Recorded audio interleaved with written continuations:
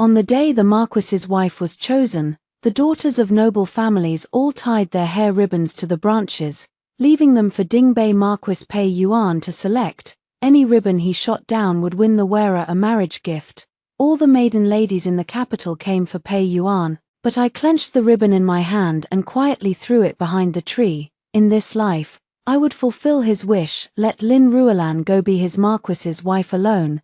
Pei Yuan rose from the banquet and glanced at the dense ribbons on the tree. After scanning them once, he frowned slightly. The attendant at his side tried to read his thoughts and whispered, "Marquis, your archery is divine. If you accidentally hit several ribbons, just take concubines in order."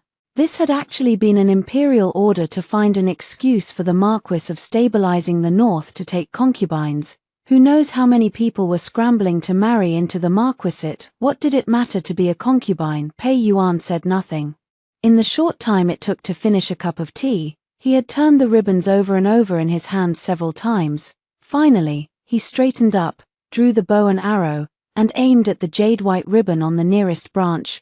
That ribbon stood out among the dark colors. It was Miss Lin Ruolan of the Lin families. He loosed the arrow, it flew true, hitting that ribbon dead center. Lin Ruolan covered her face with her sleeve, smiling like a blossom. Those around her one after another offered congratulations. The stone that had been weighing on my heart finally dropped.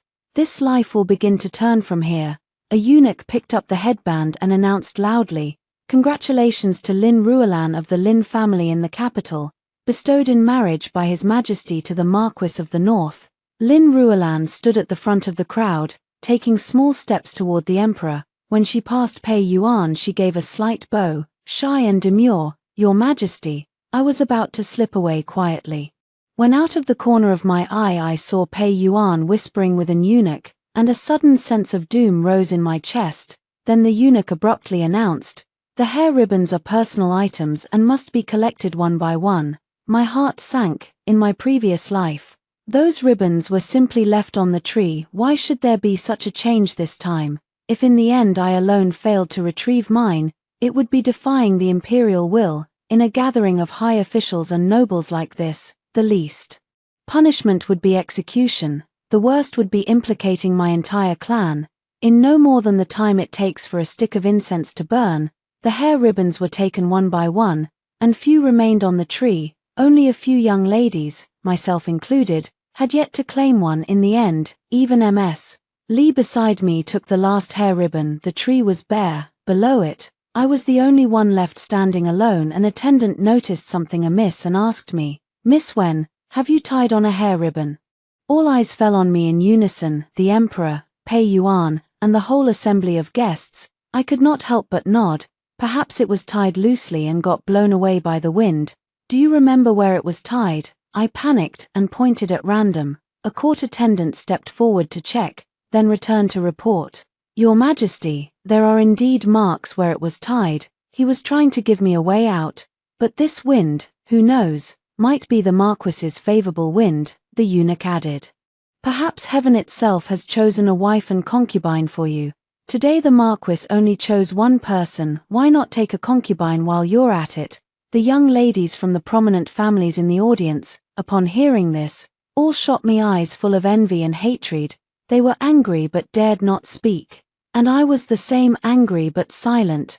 The Wen family of the capital was by no means humble. For generations they had held fourth-rank official posts. The eunuch was probably trying to do a small favor, but how could he know that I wouldn't even marry him as his principal wife, let alone as a concubine? Because in my previous life, I was the legitimate, proper Marchioness. Back then he had shot 2 hair ribbons. One was mine, dark brown, cramped among many others and easily overlooked. The other belonged to Lin Ruolan, jade white and hanging high on a tree branch. The Lin family spent half their fortune to fill the imperial coffers and thus had seemingly cemented that marriage fate. Can be a cruel trickster. That arrow from Pei Yuan was originally aimed straight for Lin Ruolan's hair ribbon, but a gust of wind lifted my ribbon and put itself in the way. The emperor's words are sovereign. By a twist of fate I inadvertently became the Marquis's wife. At first even I marveled at such destiny. But Pei Yuan hated me for taking the place that should have been Lin Ruolan's. He neglected me, tormented me, and in the end I died miserably in the northwest, my family destroyed and my home ruined. Thinking of that, I couldn't help shivering, and I hastily rose to plead my case. Palace eunuch, heaven's will is no greater than the emperor's decree. Everything should be decided according to what His Majesty has said, based on who was struck. Otherwise, it wouldn't be fair to the other sisters either. Everyone present thinks I'm stupid, but I don't want to entrust my life to others anymore. Everything will be arranged by His Majesty. Pei Yuan cupped his hands and withdrew from the seats. I clearly saw a flicker of panic in the emperor's eyes. He looked toward Pei Yuan, seeking a signal to guide him. Behind the emperor stood the Pei family. He was nothing but a puppet.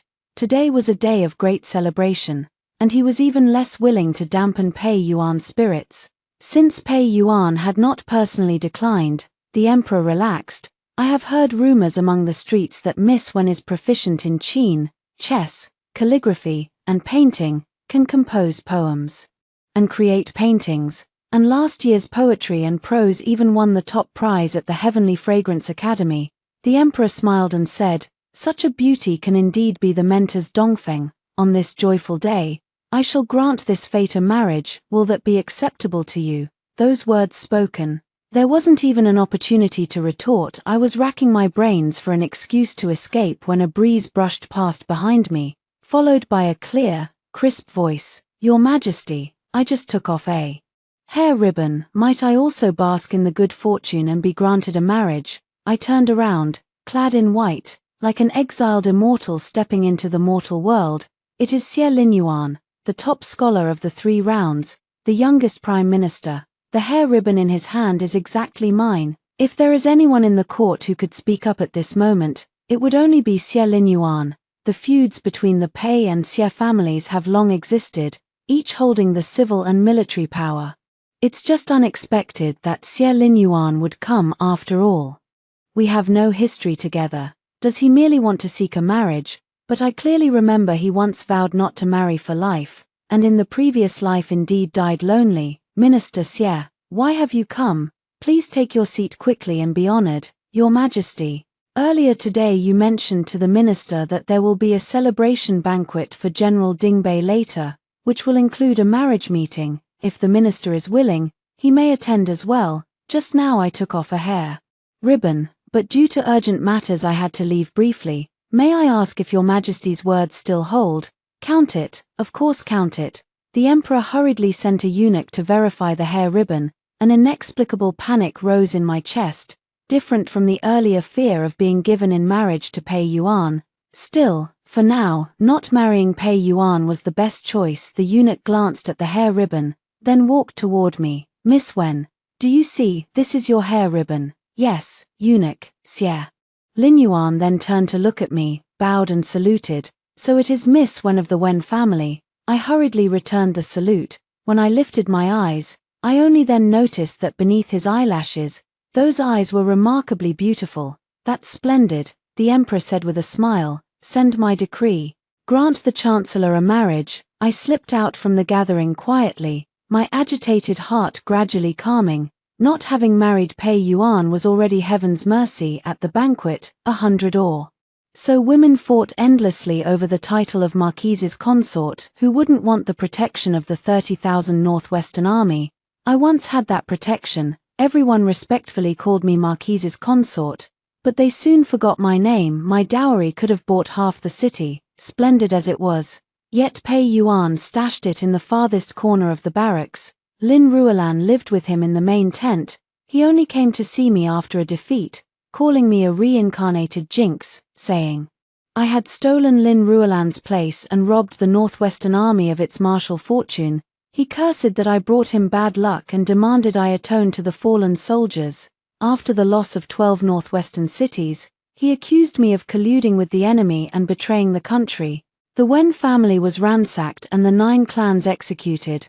The young woman who once made the capital talk and could topple a city with a smile became a disgraced criminal everyone clamored to beat. I poisoned myself.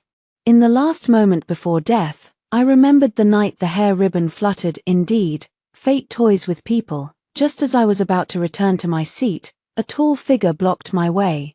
I bowed slightly. Greetings, Lord Marquis. After greeting, I planned to pass by him on his side, but he seized my arm in one hand and trapped me in front of him. When did you start mixing with that bookish fellow from the Sier family? My lord, this humble woman does not understand your meaning. Everything is up to destiny and fate, and furthermore, this humble woman is truly not worthy of you. I to play the fool, his hand gripped even tighter, and the pain made me cry out in a muffled gasp. You never tied your headband properly from the start. His cold gaze swept over me, and I turned my head to the side. There are hundreds of headbands on this tree, and except for a few specially colored ones, no one can tell them apart. How would he know, unless, my mind instantly linked his recent behavior with his other life. He has been reborn too. Why didn't you hang the headband in the most conspicuous place? He lowered his voice. Aren't you the one who most wants to become Madam Who? My lord, don't speak these fabricated words.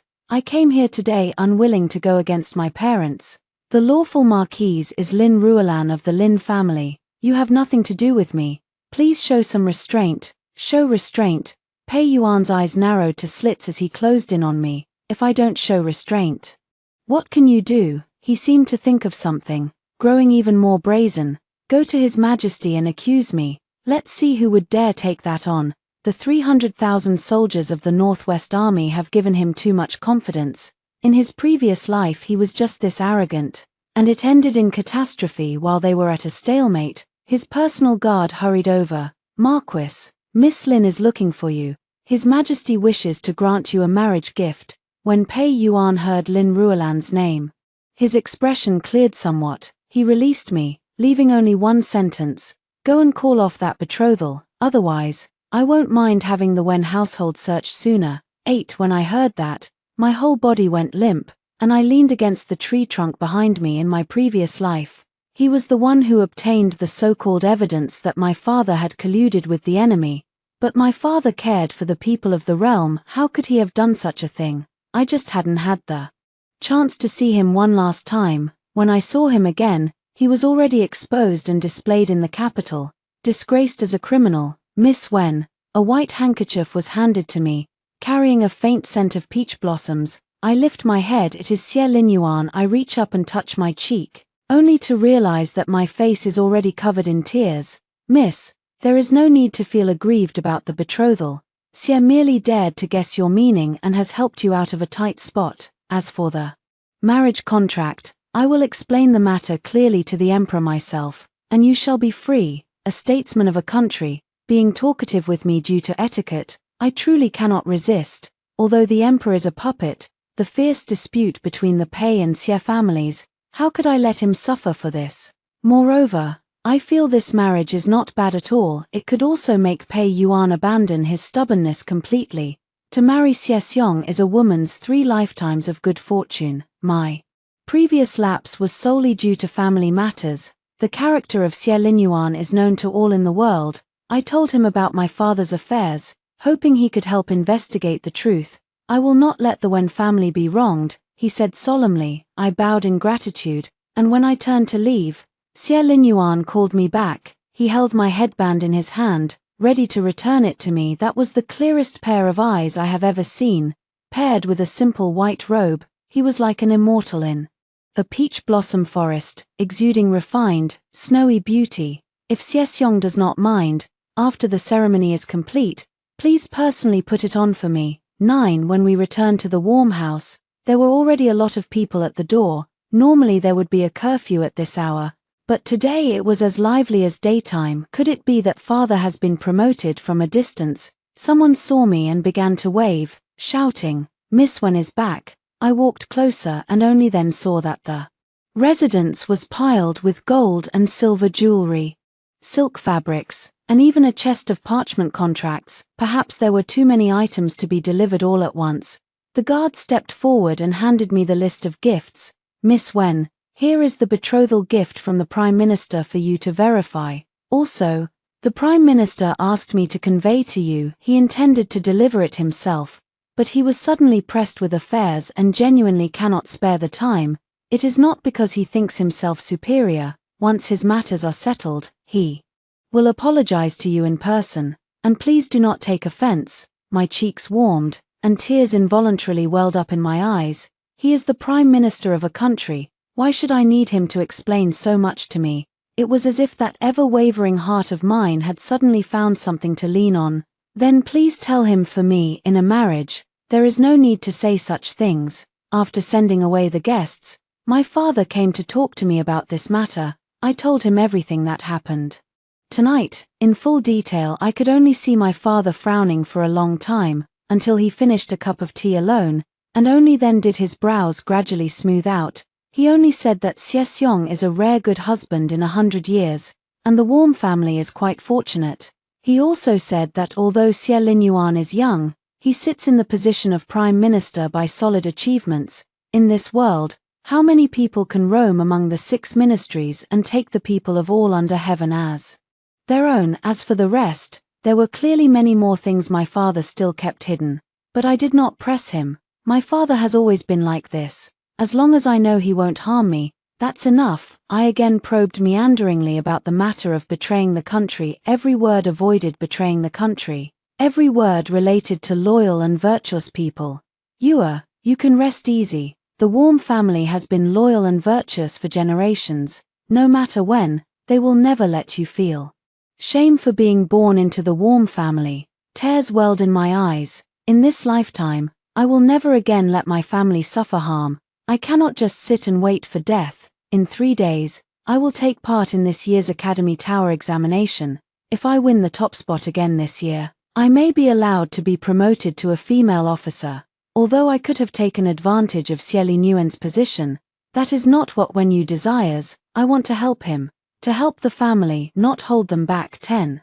In my previous life, I failed the exam at the Tianxiang Academy Tower. The top prize was taken by Lin Ruolan, that girl who ordinarily didn't understand policy arguments or statecraft, and didn't even know literature and poetry. It was only because Pei Yuan found me and asked me to give the top prize to her. He would have a high official prepare the answers in advance. You've already claimed the title of Hofu for her. Now giving her the top prize isn't too much. She needs that title. Otherwise she won't be able to hold her head up in the barracks. At the time I had a mouthful of things to say, but in the end I felt indebted and yielded it. You can keep taking exams in the future. This one won't mean much to you. After that, I was locked in the northwestern military camp forever and never returned to the capital. 2 days before the exam, Pei Yuan indeed found me.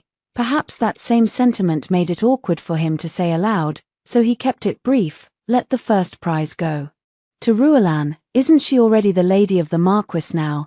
Does she still need that title? Pei Yuan, evidently annoyed by the lie, said, she is just a woman. After all, she needs some title to cling to, or she wouldn't feel unworthy of the Dingbei Marquis.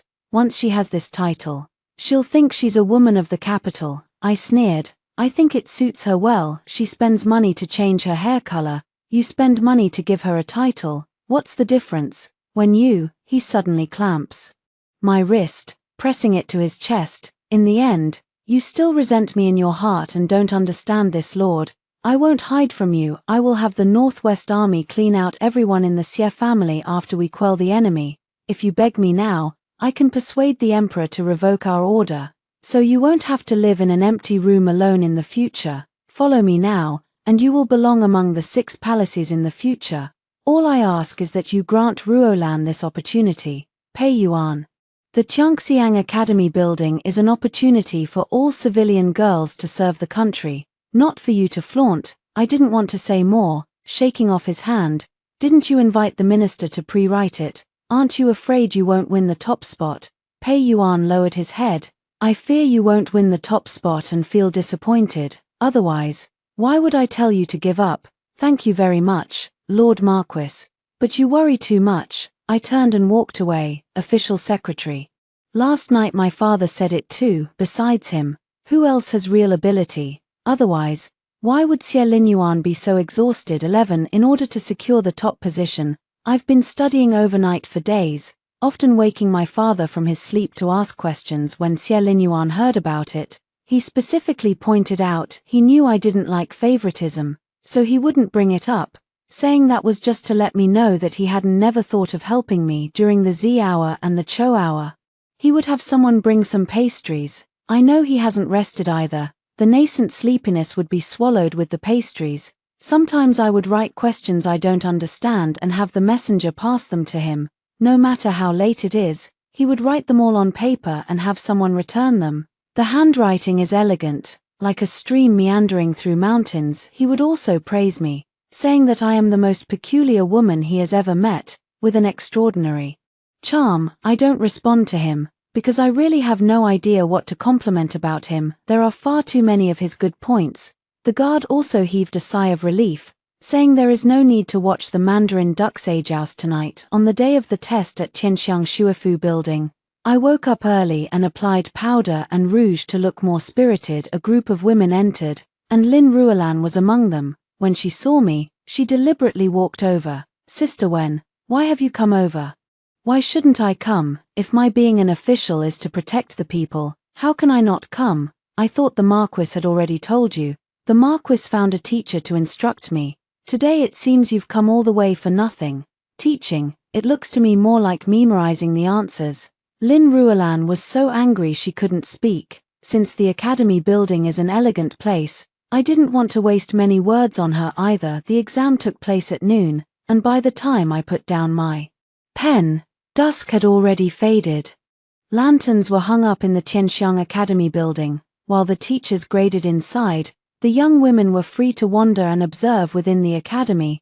The building is usually closed to outsiders. At times like this I wished I could read every single scroll. In just an hour, the results were announced. 2 essays had won this year, but there has always been only one top prize, so they required an on-site contest. Lin Ruolan and I were called in. Passing by her, I saw Pei Yuan standing right behind her, his expression sour. The Tianxiang Academy understands the times, but it will be loyal to the people. It does not mistreat women who truly have talent. In this final exam, no one can cheat or cut corners, not even the Dingbei Marquis. After the exam, I saw them hang a lantern above my nameplate, hung at the highest point of the Tianxiang Academy building. I had actually seen this scene last year, but because of my past life, it had been about 10 years since I last saw it. Tears welled up involuntarily. I wanted to have someone quickly deliver the news to Xie Linyuan, but as I turned, an inkstone was pushed off and fell onto my shoe. It didn't bruise me, but the ink stained the original gold embroidery. Little sister, how can you be so careless as to tip over the inkstone? Lin Ruolan said hypocritically. It was clearly she who had moved the inkstone to the edge of the table, but arguing with her now would be useless. If I went to collect the official robe and badge with ink stains, I'd surely be ridiculed. When I was in a panic, someone suddenly called my name. I turned around and found Xie Linyuan had already crouched in front of me. He held a finely sewn embroidered shoe, ready to put it on for me. But this is the top of the academy building, and outside on the street, a crowd is watching. He is the prime minister of a country, not to mention touching a woman's foot. Minister Xie, the teachers at the academy respect Xie Linyuan, but they must also follow the rules. I forgot to tell you, she has already signed my marriage proposal letter. It's just that due to official duties it wasn't performed with ceremony. I'm putting shoes on my wife-to-be. Would that be polite? There's such a thing. The teachers beamed, and after a moment's thought one said, "Congratulations to Xie Xiong on taking Miss Wen as his wife. That essay just now, and her examination answers, were no less impressive than yours in those days. I just learned that." These teachers were also Xie Linyuan's mentors. Then he linked his arm with mine, passed by Pei Yuan and Lin Ruolan, and walked out of the Tianxiang Academy building. That day, everyone in the capital knew the Prime Minister had asked to marry when you 12. He took me strolling through the streets to see the lanterns. "No official duties today. What brings you here?" He smiled faintly. "I didn't come earlier because I knew you would take first place. I came later to take this chance to let others know that you already belong to someone." I was a little embarrassed, but mostly happy. Taking the opportunity, I told him what I wanted to do to help. He worried I would be overworked, but only agreed after I made it clear I would only do what I could manage. Unconsciously we walked to the official residence, to the place where he stayed every night. Although there were many letters and documents, they were laid out neatly on the desk. On another table, there was a painting. When I saw it, Xie Lin Yuan looked noticeably nervous, but I had already taken in the whole scene. The woman in the painting was bending behind a tree, carefully putting down a hair ribbon. Though only her profile was shown, it was rendered with exquisite detail, clearly the result of much care. I drew in a sharp breath, but Xie Linyuan spoke first. I, Xie, am despicable and deceived you, miss. I was just about to wrap him in a heartfelt hug. Why is he confessing?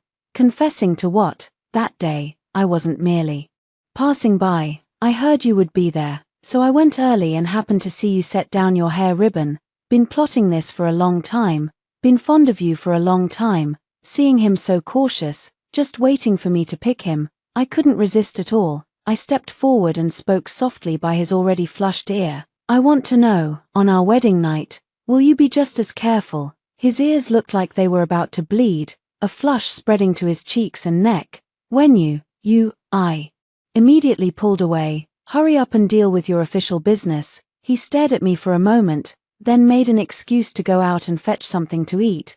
But when he came back, there were tiny droplets in the hair on his forehead. He must have secretly splashed his face with cold water. I didn't tease him either.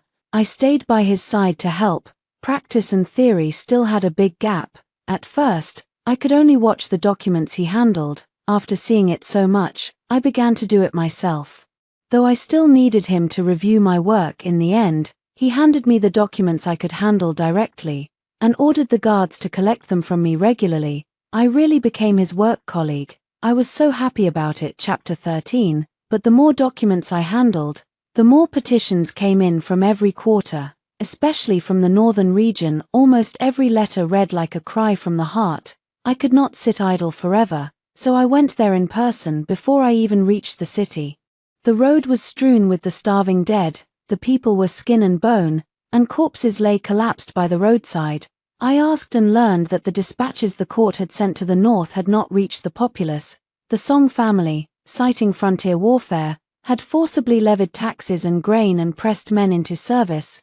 The north was already ravaged, the people could barely survive. Those villagers knew I was an official from the capital and scraped together a little clean grain from between their teeth to offer me. I refused to eat it and told them to cook it into porridge to be distributed to those worse off. The people thanked me and knelt in the dust, but I felt no joy at all that night. Song Xiao appeared in front of my door. Northern lands are full of his spies and informants. Perhaps upon learning that I had arrived, he rushed over without a moment's delay. The next day after I won the initial round, he hastily returned to the northwest, and I burned every letter those men sent without even unpacking them. You and that surnamed Xie have never properly performed the ceremony. Do you really think I know nothing about it? He stood at the doorway, his face grim. If you were to fake a marriage just to spite me, you need not. I have already gathered troops. And after wiping out the external enemies, I will turn my forces toward the capital to purge the court. The proof of your father's collusion with the enemy is in my hands, because it concerns my father. After all, I still looked at the evidence he gave me. Indeed, it was my father's handwriting, and letters exchanged with the enemy country, in which the plot to rebel was described, how to coordinate internally and externally, and how to jointly attack the capital. But I believe my father. If he does this, there must be his reason. I returned the letter to him and turned to leave. Song Xiao suddenly reached out and grabbed the hem of my dress. Please, your lord has shown you all these evidence. I will not persecute your Wen family. I only ask you to stay by my side. Such words, any young mistress of a noble house would be willing to offer herself and pledge to follow to the death. But my heart remained utterly calm. Song Xiao, how you treated me in your past life, we both know it by heart. If there's no affection, why bother entangling? This lord has come back in this life already, and I've long since thought it through clearly. I only wish to have one chance to redo it, but I've also come back once again. My voice was as cold as ice in midwinter. After I finished speaking, I pulled my sleeve back and turned to leave. No matter how he screamed behind me for me to be executed along with my clan, I did not look back. I am no longer the pitiable woman from my previous life who was locked in the Northwest military camp and helpless 14, using the pretext of visiting among the people. I secretly gathered much information about the Northwest Army, as well as evidence of those local officials' crimes. I organized it all and sent it to Xie Linyuan. Lately, I have been handling my official duties in his stead, yet he often does not show his face. I did not inquire if he thought I should know. He would tell me. Song Xiao's revenge came faster than I had imagined. Within days, a detachment of the Northwest Army had surrounded the Wen residence. Song Xiao rode at the front, holding the imperial sword and an edict. The eunuch proclaimed the decree, accusing the Wen family of colluding with external enemies, ordering the immediate arrest of everyone and the extermination of the 9 clans. Father stood beside me, his expression completely calm, even wearing a smile in his eyes. Your father will tell you, I did indeed conspire with the enemy. He stroked his beard, his voice as calm as if commenting on today's weather. But I did it for the people of the realm. Now the ignorant ruler reigns, the Northwest Army is brutal, and the people suffer. The Wen family has been loyal for generations.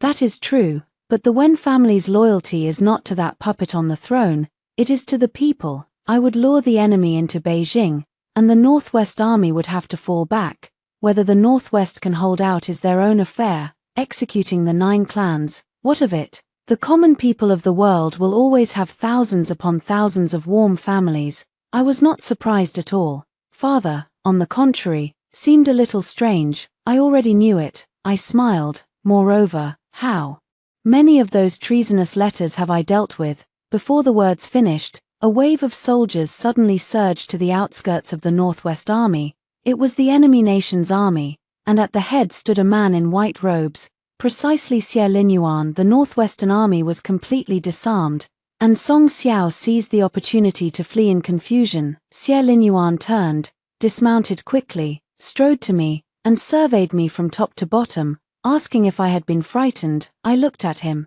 then at my father beside me, then at the intact Wei house behind us, and tears couldn't help but fall.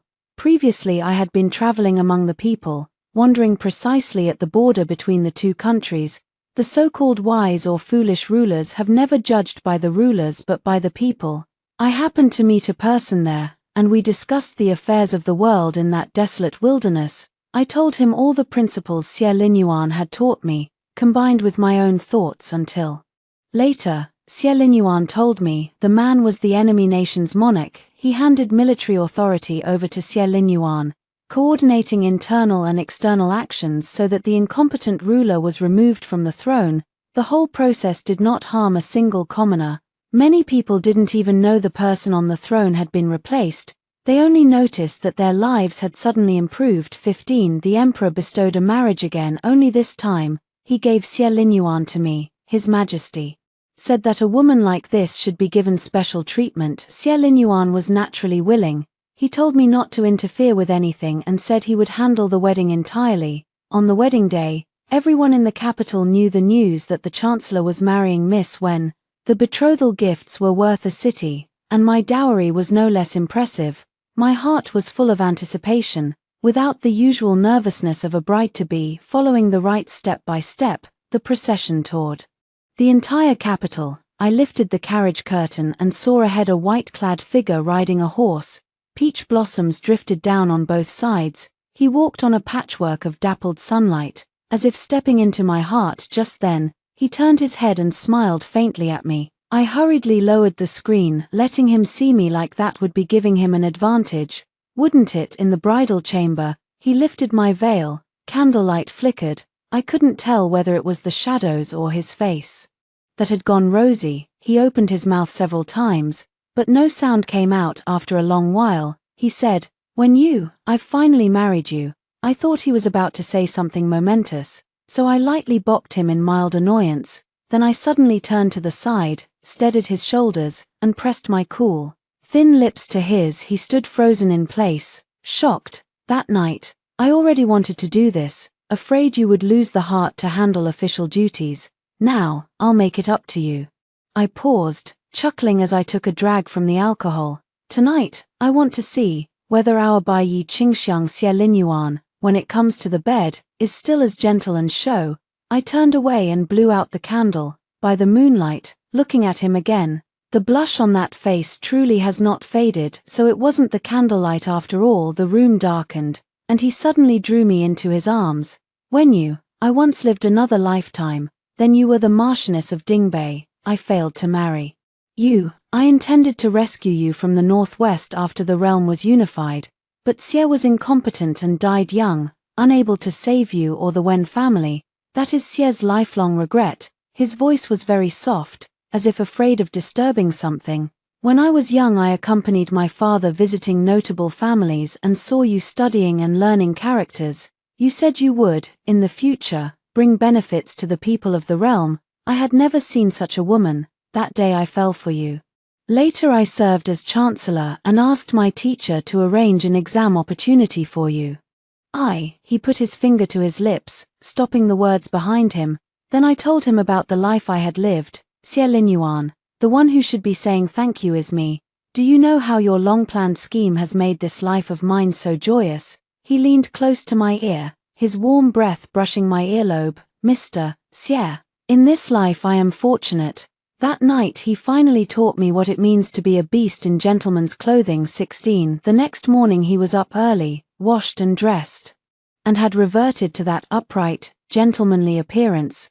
My whole body ached and I was so furious I hit him several times. He just took it, not saying a word, then helped me wash up. At the end he even tried to defend himself, saying I kept deliberately teasing him, as if I did. Clearly he was the one who couldn't control himself. After finishing her grooming, she took out a headband and tied it around my hair. It was exactly the one he had accidentally picked up that night. My heart couldn't help but beat wildly, looking at his fair, slender fingers. I turned my face and pressed a light kiss to his cheek. Then I was tossed about several more times until noon. We finally left the room in front of the Wen family mansion. Father seemed to have waited for me for a long time. Upon entering, I learned that a woman had fainted outside the Wen residence that morning. It is Lin Wan. After she woke up, she cried and told me that Song Xiao had taken the entire Lin family to the northwest. Later, when the Northwest Army could not defeat the enemy country, Song Xiao grew tired of them and killed them all. That formerly pampered and arrogant madam who Song Xiao also lost patience with. It is said that after he visited her tent once during their wedding night, he never stepped inside again, until the day he slit his own throat. He muttered like crazy, hoping for one more life, only praying that he could have one more life. I was too lazy to listen to the rest of the clamor. Lin Wan held me tightly, saying that before she escaped she gave Song Xiao poison, a way to vent her grievances for me, and begged me to take her in. I replied calmly, I never asked you to do anything for me, and besides, I'm already over him. I don't want to see anyone connected to Song Xiao anymore. I just want to live out the rest of my life quietly. Madam, let's go. Xie Linyuan took my hand. His palm was warm and steady, like a wall that could shield me from every storm. My mood suddenly lifted, as if the gloom that had accumulated over the past days had dissipated at that moment, all because of this person, this moment, this place. How very fortunate. Extra year after year, we meet again. Married life, day by day. In the first month after their marriage, when you felt she had been deceived, before the wedding, the Prime Minister Xie had been gentle as jade and a true gentleman. At night he was practically a different person. She couldn't understand how one man could be so poised and exacting in the daytime when reviewing memorials, every word a pearl, and at night be so utterly lacking in restraint. Xie Linyuan, do you have two faces? One morning, when you rubbed her aching waist and demanded angrily, Xie Linyuan, who was dressing her hair, paused with his hand, looked at her in the bronze mirror, and the corner of his mouth lifted slightly. Which two faces does my wife mean? A front in public, a front behind the scenes. Which one does the madam like? When you was choked, she opened her mouth, and found she could not utter the words don't like. Xie Linyuan gave a low smile, gently inserting a white jade hairpin into her hair, and bent his head to whisper in her ear, whichever one is the madam's. When Yu's cheeks burned hot, and she pushed him away. Go quickly, go quickly. We're going to be late for the early court. Xie Linyuan stood up with a smile, tidied his clothes, and at the door turned back. Madam, wait for me to have dinner tonight. Who needs to wait for you? The door had already closed. When you stood before the bronze mirror, seeing the person in the reflection smiling, with no trace of reluctance, she sighed and resigned herself to washing up. Rui jumped up from the foot of the bed and rubbed against her hand, as if to say, "Stop pretending. You do like him too." A new atmosphere at court. After Song Xiao's execution, the Northwestern Army was completely reorganized. Xie Linyuan petitioned the emperor to split the 300,000 troops into 3 divisions, each commanded by a different general, independent of one another and answering directly to the court. This move both weakened local military power and prevented the emergence of a second Marquis who pacified the north. The emperor, the puppet who once sat on the dragon throne under the support of Xie Linyuan and the Wen family, gradually began to take on the air of a true son of heaven. He started earnestly reviewing memorials, humbly listening to remonstrances, and even took the initiative to propose tax reductions and waterworks projects. His Majesty has grown up. When you said once to Xie Linyuan in the study, Xie Linyuan was annotating a memorial and looked up at the remark, "It is Madam's proper guidance." Me. When you was taken aback, when did I ever teach His Majesty? The work Madam does every day up north, His Majesty has seen it all. Xie Linyuan set down his pen. He said that if he could also, like Madam, do some practical things for the people, then he would not have wasted this position. When you was silent for a moment, then said softly, "I hope he can always remember that original intention." He will. Xie Linyuan took her hand. "I will help him remember." When you leaned on his shoulder and looked out at the sky, which was gradually brightening, a new day has begun again. 3. Lin Wan's whereabouts. After being taken in by the Wen residents, Lin Wn stayed in the side courtyard. She became very quiet, no longer as arrogant and domineering as before. She spent her days reading, embroidering, tending the flowers and plants, and occasionally going to the kitchen to learn to make pastries. Her life passed as calm and uneventful as water.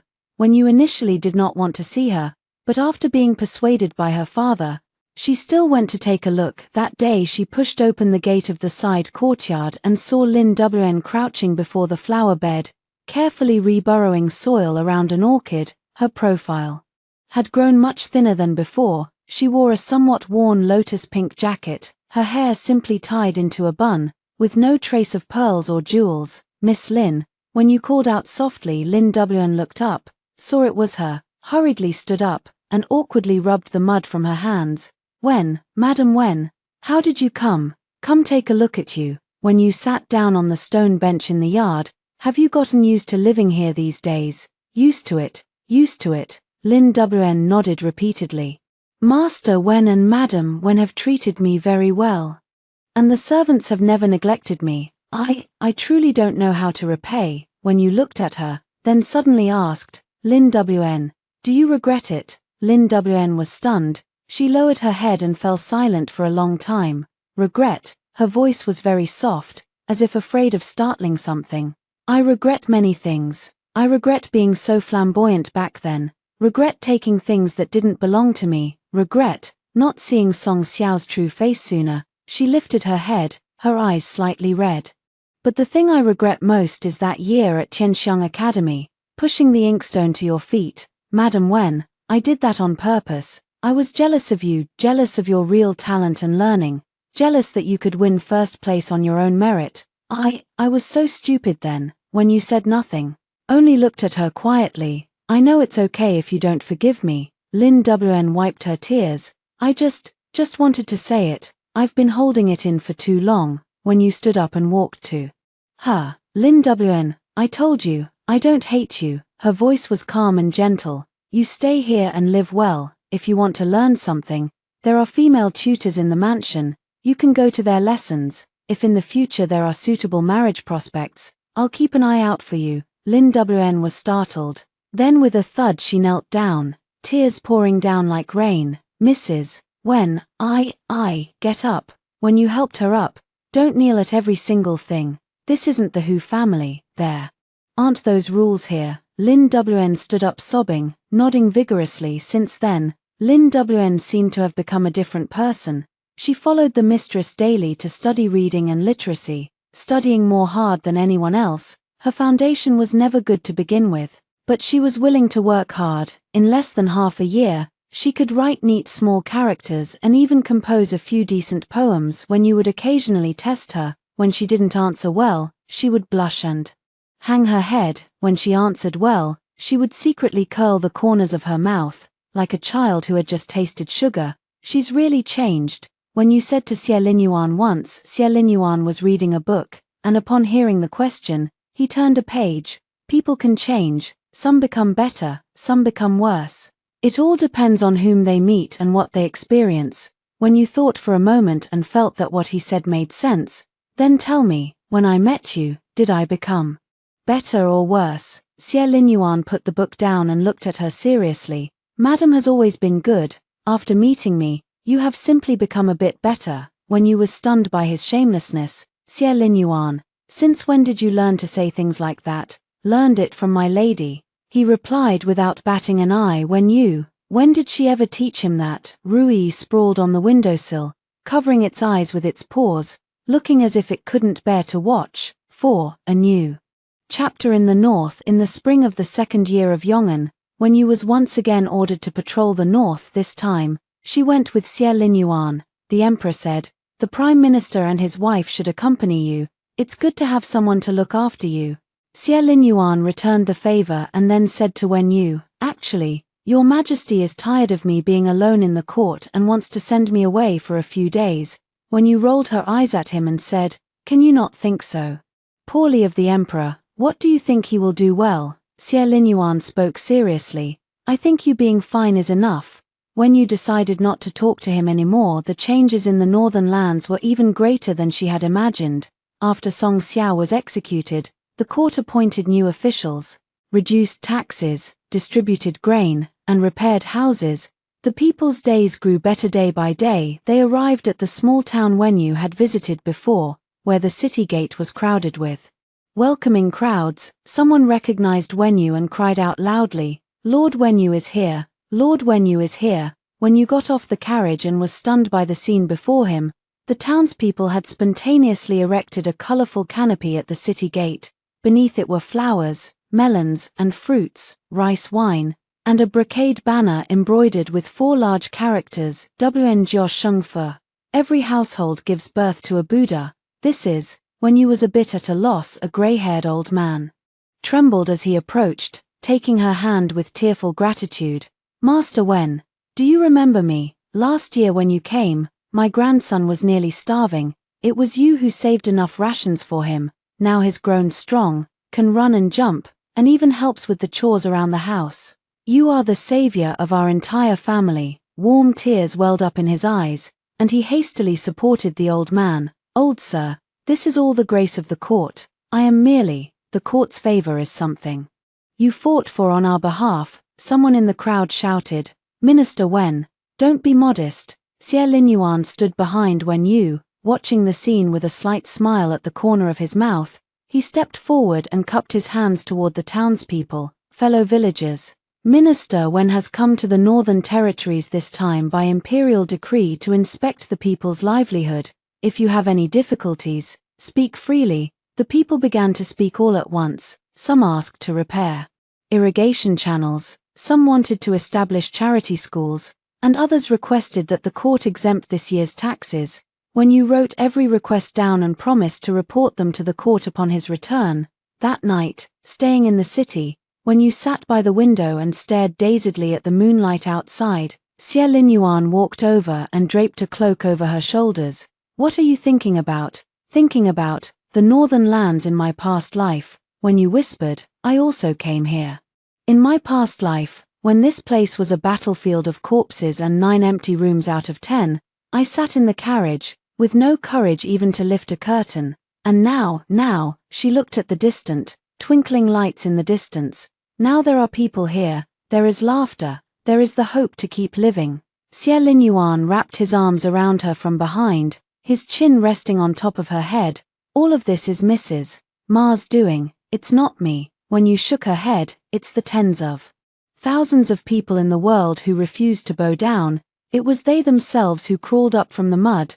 Xie Linyuan did not speak again, only held her a little tighter outside the window. The moonlight was like water, spilling over the tranquil town. 5. The lucky encounter. The Rui had lived in the residence for 2 years and had grown into a majestic white fox. Its fur became purer, its tail fluffy like a cloud, and it attracted more attention on the road than when one day, Rui took advantage of the attendant's inattention and slipped out of the residence.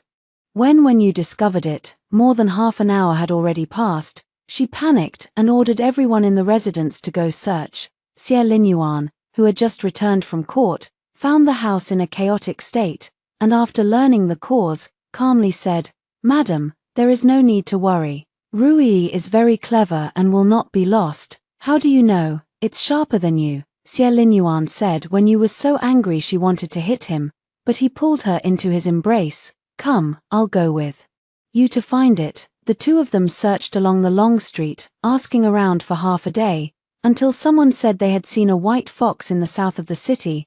They hurried to the south part and found Yi in a ruined temple. At that moment, Yi was nestled in the arms of a beggar, squinting as he dozed. The beggar was a boy 12 or 13, in tatters, pale and emaciated, yet he held Yi tightly, as if protecting a treasure. "Rui," when you called out, Rui opened her eyes, saw her master, and chirped happily, but refused to jump out of that young man's arms. When you and Xie Linyuan exchanged a glance and stepped forward, the young man saw someone approaching and shrank back warily.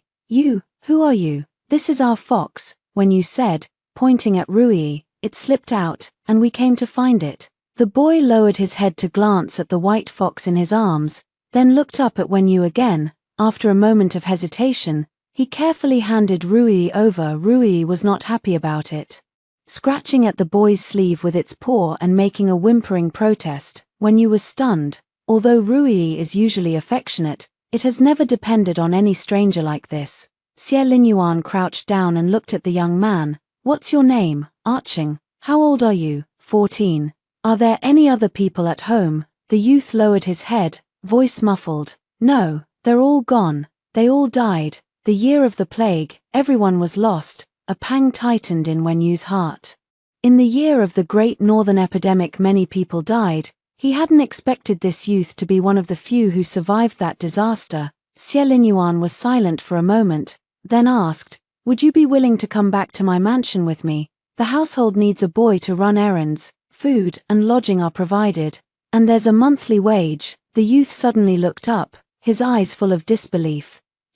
Are you serious?" "I never tell lies," the official said. The youth went down on his knees with a thud, striking 3 reverent prostrations. "Thank you, sir. Thank you, sir." Only then did Rui, satisfied, jump out of the youth's arms, rub against Xie Linyuan's boot, as if to say, "Look, I brought someone back for you." when you was at a loss, unable to decide whether to laugh or cry later. A Cheng was brought back to the Xiong mansion, known for his diligence, quick wit, and willingness to endure hardships. He soon won the affection of everyone in the household. Rui, in particular, remained by his side at all times, as if he had become inseparable from him. "Tell me, has Rui turned into a spirit?" One day, when you couldn't help but ask Xie Linyuan. Xie Linyuan was reading a book when he heard the words without lifting his head. "It is inherently refined. I mean, did it deliberately run out and bring back a good person for us?" Xie Linyuan put down his book and thought seriously for a moment. "Possible. After all, it has followed Madam for so long. It's only natural that, through constant exposure, it learned a few skills in reading people. Are you complimenting me or insulting me?" "Of course I'm praising Madam," Xie Linyuan said without changing his expression. "Madam has an eye for treasure and found me." Rui, through constant exposure, found a Cheng. "It's a family tradition." When you was completely speechless, Rui lay on the windowsill, squinting, tail wagging, as if saying, "You guys argue, I'll sleep." 6. Dad's old affairs. In the autumn of Yong'an Year 3, Wen Yu's father, Wen Daren, resigned from his official position. He has been wandering in the imperial court for 30 years, rising from a lowly 7th-rank county magistrate to a 4th-rank councillor.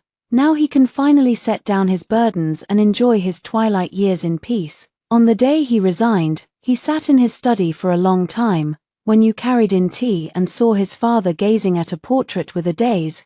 The portrait depicted a young woman with gentle brows and eyes, a smile at the corners of her mouth. It was when you's mother, who had passed away prematurely. Father, when you set the tea on the table and spoke softly, "Are you thinking of mother again?" Master, when came back to himself, smiled slightly, and said, "Old age makes me fond of thinking about the past." Onion egg. Wait, the text says when you, it's a name. Let's translate properly. When you sat beside him, remaining silent for a moment before asking, "Father, why did you ally with the enemy back then?" This question had been lingering in her mind for a long time. Although she trusted her father, she had always sought the true answer. Professor Wen lifted his teacup and gently blew off the foam. "Yua, do you know how your mother died?" When you froze, she was still young when her mother died.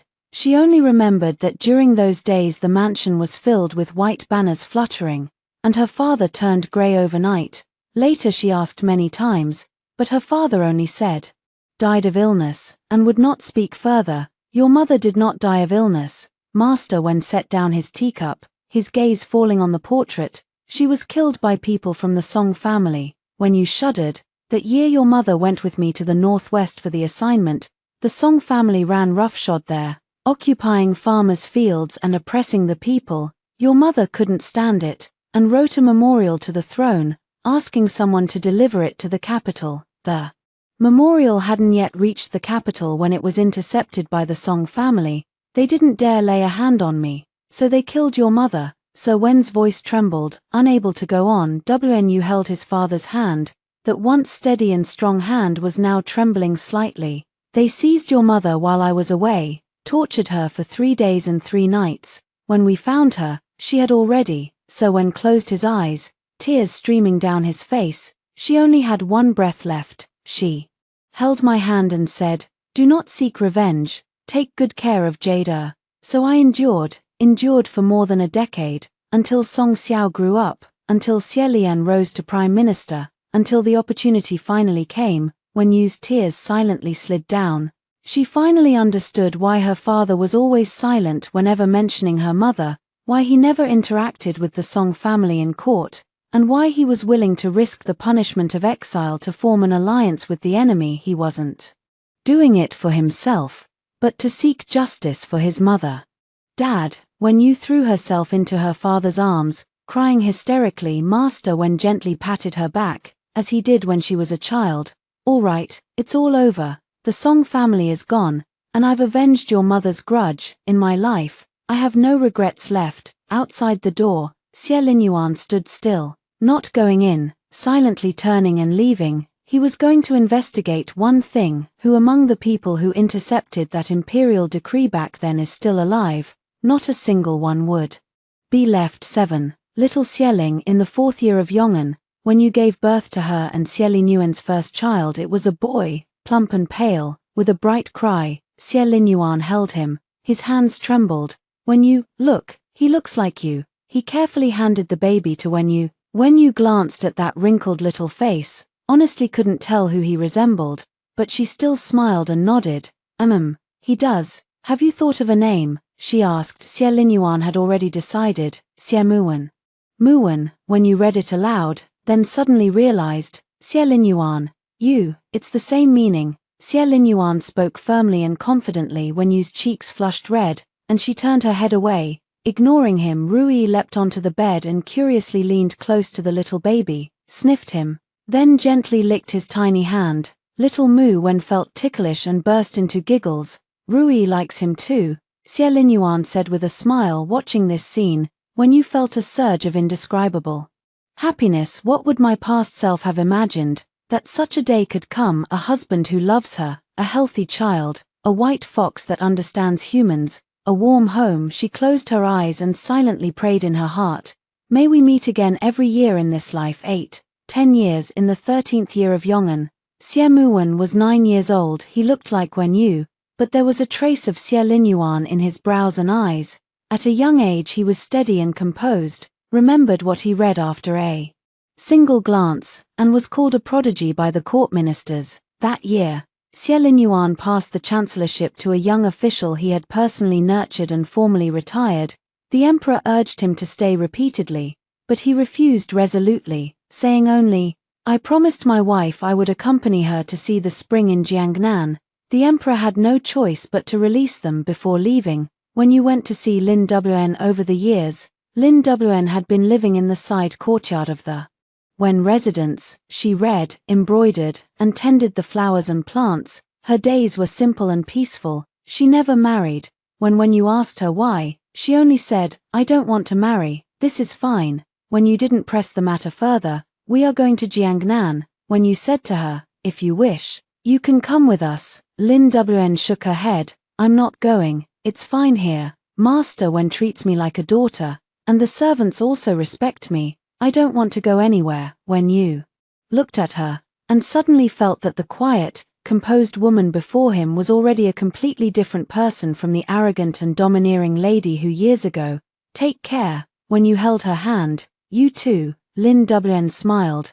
"Madam Wen, thank you." When you nodded and turned away, when the carriage left the capital, when you lifted the curtain and looked back at the city where she had lived for more than 20 years on the city tower, someone was changing the flags, the new banners fluttered in the morning wind, each embroidered with a large character. "Can't bear to part?" Xie Linyuan asked, a little, when you lowered the curtain, "but even more, I'm looking forward to it." "Looking forward to what?" "Looking forward to spring in Jiangnan." She leaned against his shoulder, "and to the days ahead." Xie Linyuan looked down at her, his gaze gentle as water. "Me too." Rui lay in a corner of the carriage, cuddling its cub in her arms. Ashen somehow found a male fox for it from somewhere. Rui became a mother, giving birth to 2 small white foxes. One was kept for Ashen, the other stayed by her side. The baby fox poked its head out, curiously watching the scenery rushing by outside the window. The carriage headed south, toward the spring of Jiangnan. 9. Jiangnan. Spring in Jiangnan was even more beautiful than when you had imagined. Peach blossoms, apricot blossoms, pear blossoms blooming across the hills and fields. The streams were crystal clear, swimming fish and fine pebbles could be seen with ease. In the fields, farmers were transplanting rice seedlings, their songs rising and falling in succession. They settled in a small town. It was where Xie Linyuan had lived as a child, and also where he first met Wen Yu. "Right here," Xie Linyuan pointed to a small bridge. "That year you came to Jiangnan with your father to inspect, and I waited at the bridgehead with my father for you." When you followed his gaze, as if he could again see the little girl with twin buns, and the little boy peeking from behind his father's back, Xie Linyuan, "Did you know back then that you would marry me in the future?" Xie Linyuan thought for a moment. "I don't know, but I know I want to see you again." When you smiled, took his hand, and walked over that small bridge. Below the bridge, the flowing water remained, reflecting their figures side by side. 10. Epilogue. In the 30th year of Yong'an, Xie Muwen was already 26. He had been the top scorer in the imperial examinations, entered the court as an official, married his mentor's daughter, and fathered a pair of dragon and phoenix twins. When Yu and Xie Linyuan still lived in that small town in Jiangnan, their hair had already turned grey and their steps were no longer spry. But every morning they would still hold hands and cross that little bridge to watch the sunrise. Rui was long gone. In the year it grew old. When you cried for a long time, Xie Linyuan planted a begonia tree for it in the courtyard. Every spring the tree is covered in blossoms, very much like Rui's coat of snow-white fur. Xie Linyuan, when you leaned back in the rattan chair, gazing at the full-bloomed begonia, "You tell me, if there is a next life, will we meet again?" "We will." Xie Linyuan took her hand, gently rubbing her fingertips. "I'll wait for you at the bridge, just like that year. Then come early. Don't make me wait too long." "Okay." The wind blew, petals scattered and drifted down, landing on their shoulders and in their hair. They sat like that, from the afternoon to dusk, from dusk to twilight, a lifetime, a pair, extra completed.